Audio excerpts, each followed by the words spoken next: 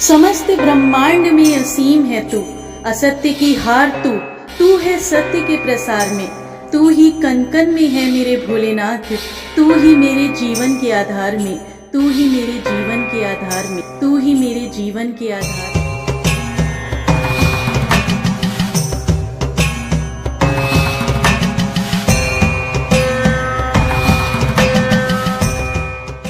चल पड़ा है मेरा सफर उस दर, जिस दर रोज सैकड़ों लोग आते हैं, खाली हाथ आते हैं, झोलियां भर भर ले जाते हैं। जिस मंदिर के बाहर का दृश्य आप देख रहे हैं, वो मंदिर अपने आप में ही एक प्राचीन और अद्भुत चमत्कारों से युक्त मंदिर है और आपको इसके इतिहास के बारे में और इस मंदिर के बारे में बताएंगे। पहले चलिए प्रवेश करते हैं मंदिर में। इस मंदिर का इतिहास 250 वर्ष पुराना है। कहते हैं कि यहाँ पर पहले घना जंगल हुआ करता था, जहाँ पर एक गाय अपना रोज आकर दूध गिरा जाती थी और जब इस जगह की खुदाई की गई तो यहाँ से एक शिवलिंग निकला। हाँ जी, आपने बिल्कुल सही पहचाना, हम बात कर रहे हैं वनखंडेश्वर मंदिर की।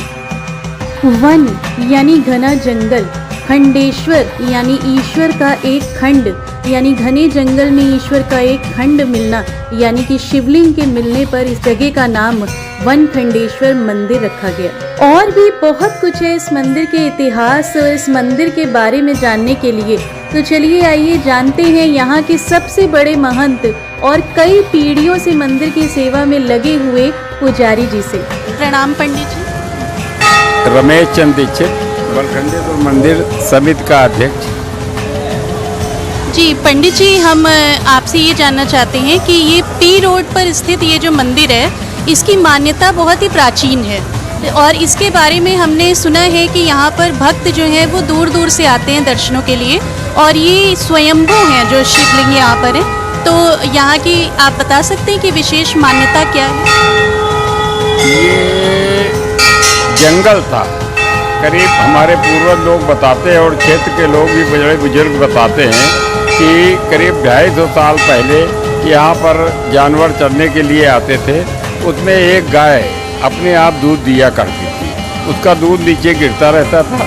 काफ़ी दिन ये सिलसिला चलता रहा। एक दिन गांव के यहीं के लोगों के बुजुर्गों ने सोचा कि देखें ये क्या बात है, और बच्चों ने खेल कूद में उसको खोदना शुरू किया तो उसमें स्वयंभू शंकर भगवान भोलेनाथ जी प्रकट भय। उनकी बटिया जो आज भी विद्यमान है। अच्छा, तभी इसका नाम वनखंडेश्वर रखा गया क्योंकि पहले यहाँ पर वन था। हाँ, यहाँ और फिर और उसके बाद यहाँ पर उनका एक खंड मिला प्रभु का और उसके बाद ही इसका नाम वनखंडेश्वर मंदिर। एक चबूतरा था, धीरे धीरे मंदिर का विकास होता रहा। 8 साल से पिछले साल हम भी हैं, काफ़ी कॉरिडोर बन गया है। मंदिर में रिपेयरिंग, मरम्मत और भी मंदिर का काम, हाल बन गए हैं। 2-3 मंदिर बने हुए हैं। ये कानपुर के 4 मंदिरों में एक गिना जाता है। यहाँ आनंदेश्वर हैं, बलखंडेश्वर हैं और नागेश्वर हैं, जागेश्वर बाबा हैं, बाबा सिद्धनाथ बाबा हैं। इनमें इस मंदिर की विशेष गणना होती है। दूर दूर से लोग आते हैं। कहने का तात्पर्य ये है कि आसपास घाटमपुर ले लीजिए, सजेती ले लीजिए, हमीरपुर ले लीजिए, कन्नौज ले लीजिए, उत्तरीपुरा ले लीजिए, चौबेपुर ले लीजिए, गंगा घाट और नगर के गणमान्य व्यक्ति यहाँ पर बहुत आते हैं। गरीब जनता ज़्यादा आती है। यहाँ का महत्व ये है, जलाभिषेक का महत्व है। सबसे बड़ी चीज़ तो यहाँ रुपए पैसे का कोई महत्व नहीं है। अगर आप जलाभिषेक करें, जल ही चढ़ा दें भोलेनाथ के ऊपर, तो नाम ही वनखंडेश्वर है। तो अगर 2 बेलपत्र ही चढ़ा दें तो आपकी सारी मनोकामनाएं, चाहे आप लाखों रुपया दें, चाहे हजारों खर्चा करें, चाहे मेवा मिष्ठान खिलाएं, उससे इन पर कोई असर नहीं पड़ता है। ये भी वो ईश्वर जो है वो भाव के, हाँ, ये भाव के भूखे। दिन प्रतिदिन हजारों की भीड़ यहाँ हर सोमवार के दिन होती है। वैसे भी आप देख रही हैं भी हजारों लोग यहाँ खड़े हुए हैं। सुबह से शाम तक आते हैं, लोग जाते हैं। 4 गेट हैं और यहाँ के पुजारी लोग बड़ा ही सहयोग करते हैं। जो कार्यकर्ता हैं वो भी विशेष सहयोग करते हैं। 5 पुजारी हैं, बढ़िया काम करते हैं, बढ़िया सेवा करते हैं। बाबा के दिन रात कोई न कोई पुजारी ऐसा नहीं कि मंदिर में नहीं रहता हो। बड़ा सद्भाव से, प्रेम व्यवहार से सबसे अच्छी बात करते हैं। अच्छा, जैसे हम खेरेपति मंदिर गए थे, उसकी मान्यता 200 साल पुरानी है, तो वैसे ही यहाँ कितना प्राचीन है, कितने साल कम पुराना से कम 250 साल है, और इसके आगे का तो हम नहीं बता सकते हैं, लेकिन 5 पीढ़ियाँ बीत चुकी, 6 पीढ़ी। हाँ, आप समझो, सब लोग यही हम लोगों को बताते चले आ रहे हैं कि इतना समय से इतने समय, लेकिन दिव्य प्रकाशवान है। यहाँ एक IAS लड़की अभी 5 दिन पहले ही बाबा की बहुत अनन्य भक्त थी और आशीर्वाद दिलाया। यहाँ चाहे कोई विधायक हो, चाहे पार्षद हो, चाहे सांसद हो, और हमारी प्रेमिला जी हैं जो इस समय नगर प्रमुख हैं, आप समझिए, है कि नहीं, हमारे नगर की माता हैं, उन पर भी बाबा की विशेष अनुकंपा है। टोण साहब हों, पचौरी साहब हों, सबका आशीर्वाद इन श्याम बिहारी दादा से लेकर के जितने भी लोग हुए, सभी लोग यहाँ आते हैं और विशेष आशीर्वाद इनका रहता है। हमारा कुछ नहीं है, सारा बाबा का, सारा बाबा की व्यवस्था है, हम इनके सेवक हैं। आप समझ लीजिए, सेवा भाव से, निस्वार्थ भाव से लगे रहते हैं। भक्तों का जो पैसा आता है वो जमा है बैंक में, वो पैसा खाली मंदिर के निर्माण में, जैसे हाल बना उसी में लगता है। जो सेवा व्यवस्था होती है वो स्वयं करते हैं। बाबा ने हमको खुदे बहुत दिया हुआ है, इन्हीं का दिया हुआ हम खर्चा करते हैं। बिल्कुल बिल्कुल, धन्यवाद। वो आप वैसे लोग भी आए, जो है, और आपको भगवान चाहेगा तो हमारा आशीर्वाद, बिल्कुल आशीर्वाद है नहीं? दीजिए कि हाँ, हाँ। बस। देखिए, ये बाबा का अकेला है, और जब से हम अध्यक्ष हुए हैं, हर सोमवार को या जब हम आते हैं एकादशी को, प्रदेश को, या अन्य किसी धार्मिक पर बाबा जी को चढ़ाया जाता है। जिस समय बाबा का श्रृंगार होता है और उन भक्तों को दिया जाता है जो कोई विशेष मनोकामना अपनी लेकर के आते हैं, या जन्मदिन पर, या शादी की सालगिरह पर, या कोई बच्चे पास होते हैं, तो हम उनकी उन्नति के लिए हम दुआ करते हैं। और हमारे पास कुछ नहीं है, आप ये हमारा थोड़ा सा प्रसाद ग्रहण करिएगा। बहुत बहुत बड़ा आशीर्वाद आप दे रहे हैं। संभाल के रखिएगा। आशीर्वाद ही पैसे चाहिए। का काम नहीं, किसी को रुपया बताया, यहाँ खाली एक लोटा जल चढ़ा दीजिए, बस बाबा इतने में ही प्रसन्न हो जाते हैं। नहीं, बाबा आप ये बस हमारे आशीर्वाद भाव में- देते रहिए बस। हाँ, इनको मेवा मिष्ठान कुछ नहीं चाहिए, लोग लाते हैं, सबका ग्रहण करते हैं, लेकिन ऐसा कोई नहीं है जरूरी कि आप कुछ दें ही इनको, तो उसके बाद सुने ना, निस्वार्थ भाव से ये बात। धन्यवाद। बहुत बहुत धन्यवाद। कुछ भक्तों का कहना है कि मंदिर में 3 पहर भगवान का चोला बदला जाता है। दिन में महादेव के रौद्र स्वरूप के दर्शन होते हैं, जबकि शयन आरती के बाद महादेव का विनम्र रूप देखने को मिलता है। तो आइए जानते हैं यहाँ के कुछ भक्तों से यहाँ की महिमा के बारे में। नमस्कार। नमस्कार बेटा। आपसे हम ये जानना चाहते हैं कि इस मंदिर की विशेष मान्यता क्या है? अब खंडेश्वर बाबा हैं, मान्यता की निकलती रहती है। ये वो स्वयं पहले वन था, पहले इसे नाम वन खंडेश्वर पड़ा है, तो वन था पहले यहाँ पे, तो वहाँ पे एक मूर्ति निकली शंकर जी की, शिवलिंग टाइप का। एक गाय रोज आती थी, तो अपने रोज दूध चढ़ाती थी, तो इनका मान्यता बढ़ गई, तो बाबा बन गए। तो आप क्या यहाँ के, मतलब आप रोज आते हैं मंदिर में? बाबा बुलाते हैं तो आते हैं, तब आएंगे।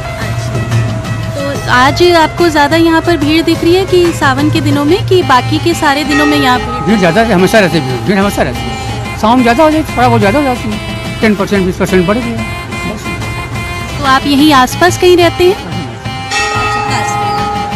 धन्यवाद। प्रणाम दादी जी। आप इस मंदिर में कब से आ रही हैं? इस मंदिर से हम बहुत दिनों से आ रहे हैं, हमको याद नहीं कब से आ रहे हैं, हमें लगता है जब से शादी हुई तब से हम बराबर यहाँ आ रहे हैं। अच्छा अच्छा, मतलब आपकी शादी यहाँ हुई, वैसे आप रामबाग में यही रहते हैं, रामबाग से यहाँ रामबाग में रहते हैं। और ये इस मंदिर का प्रसिद्ध मंदिर कानपुर का है ये, और ये बहुत ही अच्छा मंदिर है। यहाँ जो भी आता, जो भी मांगता, वो बिन मांगे मिल जाता है। ये सब वो वैसे भी ईश्वर सबकी मुराद पूरी करते हैं। और तो सब बिन मांगे मिला। मेरे पास बेटा ज़्यादा नहीं था, लेकिन इन्होंने आज हमको सब कुछ दिया है, किसी चीज़ कमी नहीं है। बाकी इनके दर्शन हमको रोज अच्छे मिलते हैं। पुजारी जी भी बहुत अच्छे यहाँ के हैं, बहुत बहुत अच्छे हैं जो होते हैं। और यहाँ मंदिर से सारी व्यवस्थाएं हो जाती हैं। यदि कोई गरीब है तो उसके लिए बस से सारे तीर्थ कराए जाते हैं यहाँ से, मंदिर से। हाँ, सारे कानपुर के जितने भी मंदिर हैं, शिवराजपुर से लगा के सारे मंदिरों के दर्शन कराए जाते हैं। ये तो बहुत मतलब बड़ी बात। हम लोग पास जब नहीं था इतना, तो हम लोग दर्शन इसी के से गए थे। यहाँ पर क्या मतलब रेगुलर बेसिस पे बसेस चलती हैं कि यहाँ पर? ऐसा नहीं चलती है। यही के जो पुजारी हैं जिनके पास है वो अपना बस लगा देते हैं, जो भक्त हैं जिनके पास नहीं है वो उस बस में जा सकते हैं, टोकन दे दिया जाता है, उस बस से फ्री सेवा है।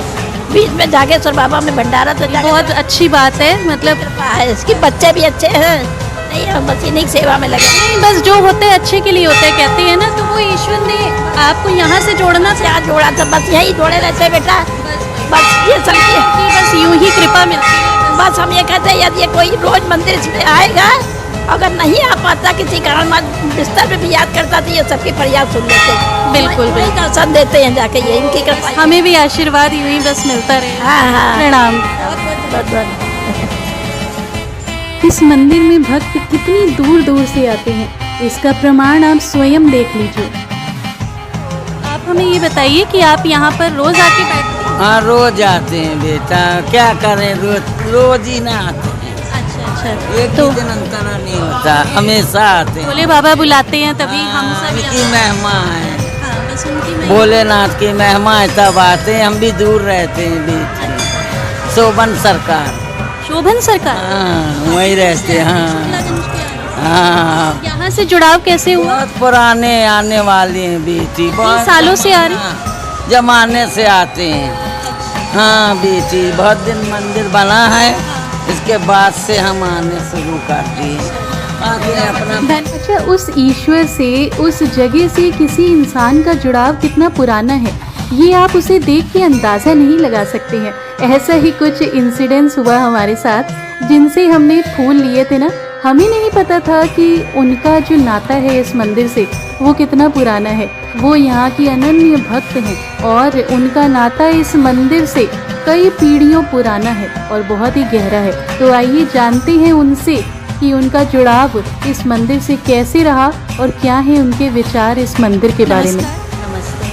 आप कब से यहाँ पर बैठ रही हैं? बहुत पहले से, बहुत समय से हमारे पिताजी के साथ पिताजी के से उससे दुकान है और तभी से चल रही है, करीब ये चौथी पीढ़ी चल रही है। अच्छा, चौथी पीढ़ी, मतलब ये भोले बाबा का आशीर्वाद है जो उन्होंने जो है। इसी तरह से हम लोग समझ लो घर चल रहा है और सब कुछ सब उन्हीं के आशीर्वाद से सब कुछ है और बहुत अच्छा है। भोले बाबा की कृपा इतनी है कि कुछ कह नहीं सकते। घर समझ लो सब चीज़, बच्चे भी और परिवार पूरा सहन से पल रहा है। उनकी कृपा इतनी है कि कोई खाली नहीं है। बिल्कुल बिल्कुल, उनके भंडारे हमेशा भरे रहते हैं और भक्तों के लिए तो उनका आशीर्वाद हमेशा ही रहता है। वही तो इसलिए हम लोग भोले बाबा की बहुत सेवा करते हैं और बहुत मानते हैं, बहुत करते हैं। अच्छा, यहाँ पर आप सावन और सोमवार में ज़्यादा भीड़ देखती हैं कि बाकी के दिन भी यहाँ नहीं पर? रहती है भीड़, त्यौहार में ज़्यादा हो जाती है। सावन जो सोमवार है, शिवरात्रि है, प्रदोष है और ये रोज वाले तो रोज वाले आते रहते हैं, उनके भीड़ सुबह के टाइम पे ज़्यादा रहती है। तो ये बताइए कि यहाँ पर जैसे हम देखते हैं कि लोग दूर दूर से आते हैं यहाँ दर्शनों के लिए, तो इतनी दूर दूर से आते हैं आस लेके कि समझ लो सबका काम बनता है और सब बिल्कुल, बिल्कुल। कृपा इतनी है कि समझ लीजिए कि जिसने जिसने माना उनका सबका काम बनता, कोई खाली आदमी। बिल्कुल बिल्कुल, भोले बाबा वो वैसे भी भोलेनाथ हैं, है ना, भोले बाबा हैं तो। यहाँ के बाबा हमको बहुत सच्चे लगते हैं क्योंकि यहाँ की शिवलिंग खुद निकली हुई है। हाँ हाँ, हमें पता लगा कि यहाँ की स्वयंभू है। हाँ, यहाँ पहले वन था। छोटा सा खेत वो था, पूरा खंडाई टाइप का। उस तरफ था अखाड़ा, उस तरफ तालाब था। तालाब के बाद फिर गए गौ माता आती थी तो उसमें शिवलिंग में वहीं गड्ढे, वही शिवलिंग जहाँ थी वहाँ पे गौ माता आके दूध दूध जाती थी। तो जिसका था गया तो वो कहता था कि हमारी गैया कौन दूध लेता। तो उसने देखा तो वो कह रहा है कि देखा तो फिर वहाँ गाय हुई तो फिर ये बाबा निकले और उनका सर थोड़ा सा कटा हुआ है, कड़वा पड़ गया था, सर कटा हुआ है। बताइए। खंडे सोम नाम रखा गया। अच्छा, मतलब वन था और खंड उनका मतलब जो है वो मिला था। उनका कि खुदाई कहाँ कहाँ है कहाँ नहीं, तो उनके सर पे कड़वा पड़ गया, खोदा तो सर पे कड़वा पड़ गया तो उसी से उनका सर थोड़ा सा कट गया, इसलिए वो खंडे से बिल्कुल बिल्कुल, बहुत बहुत धन्यवाद अपना समय देने के लिए। नहीं हम बहुत भोले बाबा जी की कृपा है। तो पी रोड सीसामऊ स्थित इस मंदिर में, जो कि चमत्कारों और नज़ारों से युक्त है, एक अद्भुत दृश्य आप भी एक बार ज़रूर आके देखिएगा। आपको भी वो अनुभूति ये मंदिर कराएगा जो आपने कल्पना भी नहीं की होगी। जी हाँ, जिसकी हम सभी को तलाश रहती है, उस शांति, उस सुकून की, वो आपको मिलेगी इस मंदिर में आकर। तो एक बार ज़रूर बाबा के दर्शन करने आइएगा। भोले बाबा की कृपा हम सब पर यूं ही बनी रहे। अपनी वृंदा को अपना आशीर्वाद यूं ही देते रहिएगा। चैनल को सब्सक्राइब करवा के और वीडियोस को लाइक, शेयर और कमेंट करके। तो आप बताइएगा मुझे कि आपको मेरी वीडियोस कैसी लग रही हैं, और भोले बाबा की कृपा से हमारा प्यार यूं ही बना रहे। मिलती हूँ आपसे जल्दी। जय शिव शंकर।